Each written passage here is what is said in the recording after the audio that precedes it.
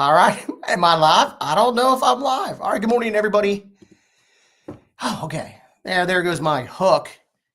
All right. Should we pay? What are we going to do about, what are we thinking about depreciation recapture? That's what happens when you try to start a new piece of software. Everything goes to heck.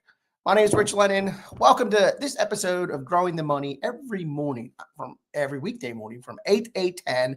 I talk about growing the money. So today I am streaming on, I think I'm streaming on YouTube today. I think I'm streaming on Facebook, and I think I'm streaming on Instagram. Big step up in the technology front from Mr. Lennon. So thanks to everybody for joining me.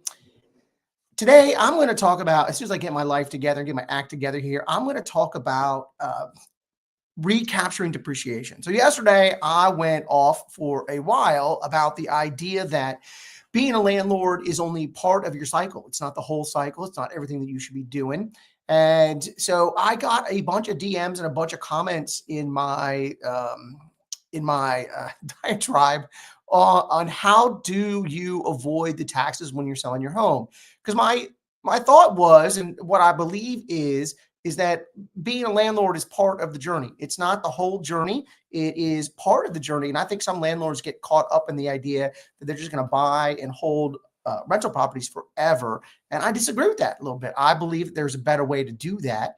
And so you should liquidate your portfolio at some point in some time. Because I think that's a question that a lot of landlords ask themselves, is now that they have a lot of equity built up into the portfolio, when do they start taking that equity, and then what do they start doing with it? Well, on Growing the Money, of course, we talk about lending our money. We lend it at a really good rate of return. And so then I get the questions of, okay, if I'm going to sell the property, what do I do about the depreciation recapture? Now, if you listen here long enough, you know that we talk about the ability to offset things through depreciation when we sell. And so we need to make sure we have things like our real estate professional status. When we have that status, we can use our passive income and we can deduct it against our active income. So there are a lot of ways when you sell your property. If you have $100,000 in equity and you sell that property and you get that $100,000, there are a lot of ways to offset that tax burden. But one of the things that is difficult to offset is the depreciation recapture.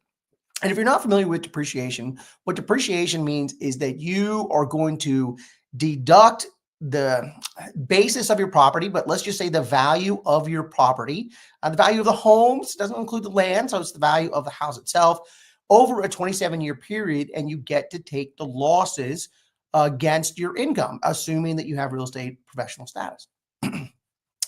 And so that's extremely powerful. And one of the great benefits of being a landlord is using that depreciation.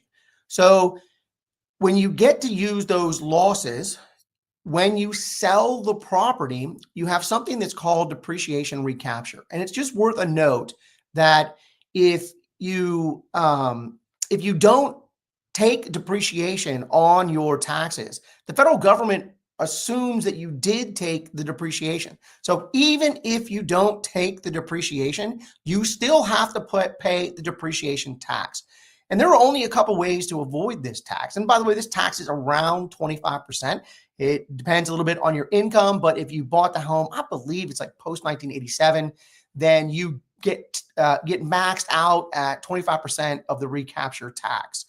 And a lot of people want to try to figure out how to avoid that tax. And I want to talk about it here because I am a proponent of selling your properties and getting that equity and then doing something else other than being a landlord with that equity that you earn. And so the question often becomes, okay, if I'm going to liquidate my portfolio or parts of my portfolio, what do I do to offset the tax implications? Well, you've got the one tax implication, which is long-term capital gains.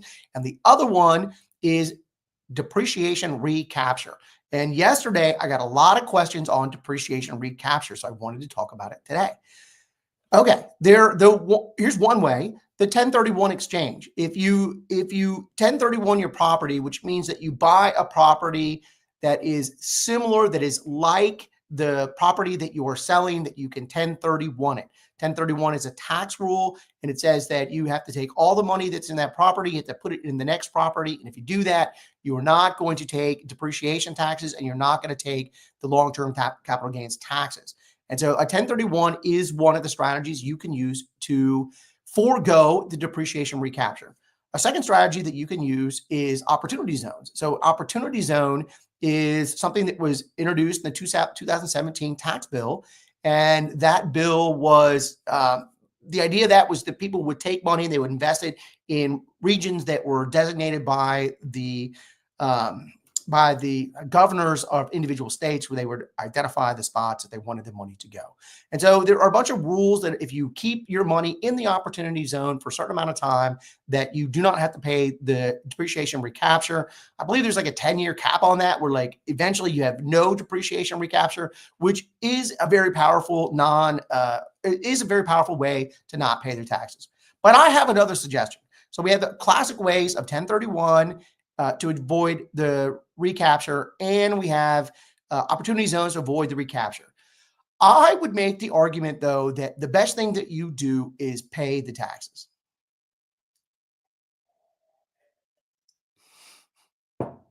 which is hard for me to even say out loud. But it's about control. And I think one of the keys to building wealth is that you have to control your wealth and you have to control what you can do with your money. And when you have a strategy of 1031, you just go from one rental to a next rental to a next rental to a next rental. And then then you die, by the way, and that's the strategy with 1031. You die, and then your family members that inherited the property or the people that you left it to get a step up in basis, and you never have to pay that tax. That is one strategy, but you don't get to have your own money then. That money is for future generations, and you don't have access to it. You don't have the ability to grow it at what I would consider a significant rate of return. And so I would suggest that the right answer here is to pay the depreciation recapture. You should take tax strategies to mitigate the consequences of the capital gains.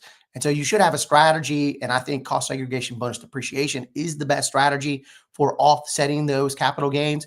It is going to come back in the 2017 capital gains tax, or excuse me, cost segregation bonus depreciation will come back, in my opinion. It'll be signed into law this year. So getting rid of that long-term capital gains is a matter of buying more rentals. So, and I know that confuses people, because I'm like, hey, you're not earning a good return on your wealth if you have a lot of equity in your properties.